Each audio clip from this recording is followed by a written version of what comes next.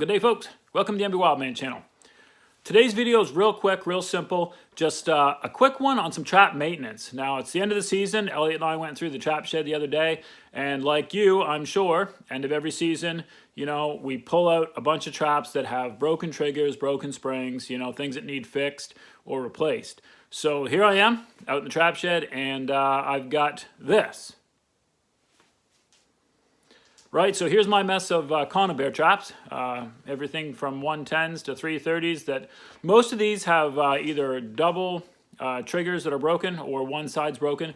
Can't have that, you know, you'll miss stuff going through. So just real quick, I wanted to show you how I replace the triggers on a lot of these traps. There are some different ways, I'm sure, but just wanted to share that with you today. So listen, if you haven't yet subscribed to the MB Wildman channel, go ahead and hit that subscribe button. Sure would appreciate it. And as always, if you have questions or comments, you know, feel free to leave those down below, and we'll get back to you as soon as we possibly can on those. All right, just thought I'd take a second and show you real quickly the replacements here.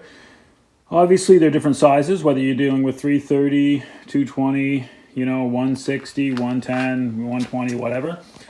But for me, what I found is that it boils down to three basic sizes. You don't have to get too particular here. You can always cut them to suit, you know, to cut them shorter. But so the 330s, you want to make sure that your trigger length is right around 7 inches total, okay? The 220s need to be in that 5-inch range, depending on, you know, shape and what you want. And then your 110s are, you know, still that 4.5, you know, 4-inch range for the trigger sizes. Now, I see a lot of guys that are using everything from tent stakes or plant stakes that they buy at the dollar store. You know, it doesn't really matter as long as what you're using is a good heavy material, a good solid steel that's not going to bend before it actually releases the dog on the top of the Conibear, okay? So anyway, those are the trigger sizes that I use. Both of these are 220. That's my 110 replacement and my 120 replacement, and these are 330s. As far as the different types of attachments, this is one that I don't hate this for the 330. I don't love it.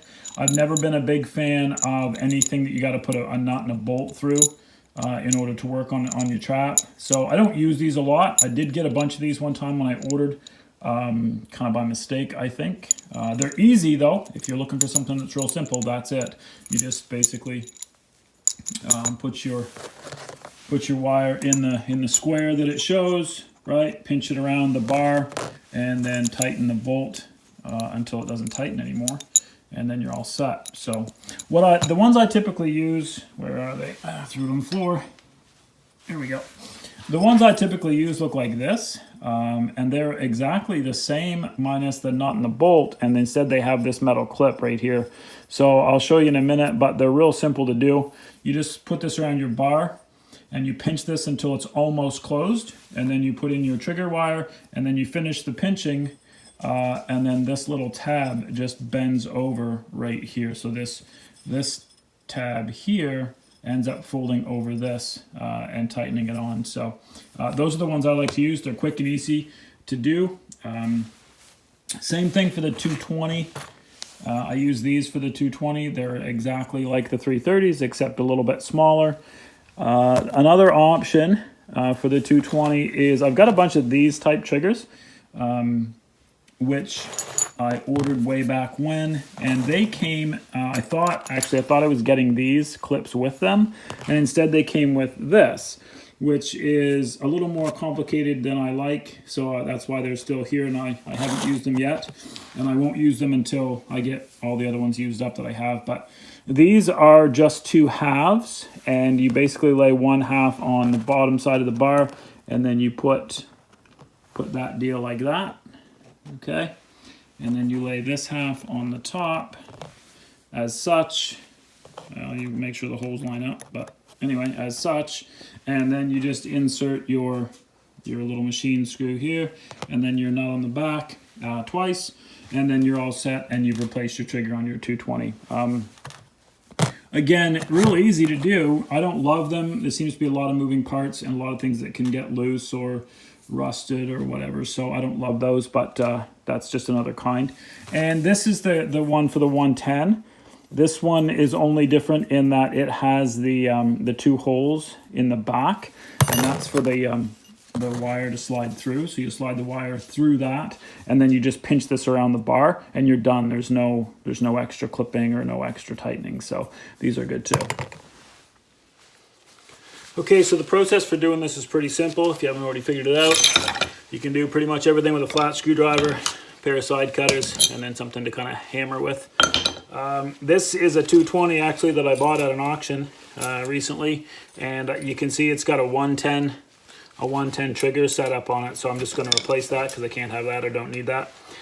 First thing you want to do is you're just going to pry the original trigger off. Okay, so sometimes it takes a little more effort than that, but that's pretty much it.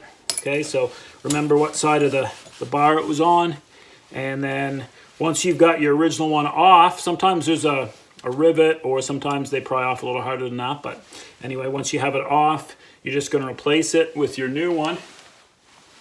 Grab your trigger system here, slide it over the bar, and again, I like to have mine with the clip on the top just so it's a little bit easy to work with. Now I'm going to pinch this until it's almost shut, okay, but not quite. I've got my trigger, and I'm going to make sure I lay that right in. There's a U-shaped slot in these, and if you don't lay it right in that U shape, it does tend to close a little harder, but you can still do it. So put it in that little slot, and then pinch this the rest of the way shut. Okay, so you just pinch it closed enough that that little tab goes over the outside edge on the bottom. Sometimes you have to open these up a little bit, and you can do that because they're new, no problem. We'll close it up here in a minute, but you're just going to want to squish it down shut until that tab comes over.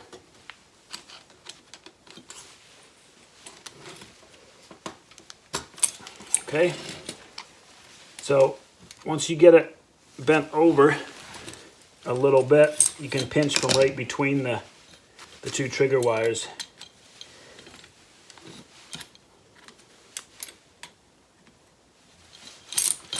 And that's pretty much it.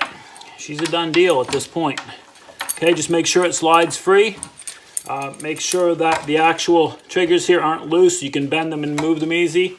And again, like I say, when you do this, make sure that you put it back on the same bar that you took it off of. I have went through all this bother before and then tried to set the trap and realized that I put it on the wrong side. So anyway, quick and easy replacement of Conibear triggers. Anyway, hope this helps you out, especially for the beginner out there. And until next time, happy hunting from the MB Wildman channel.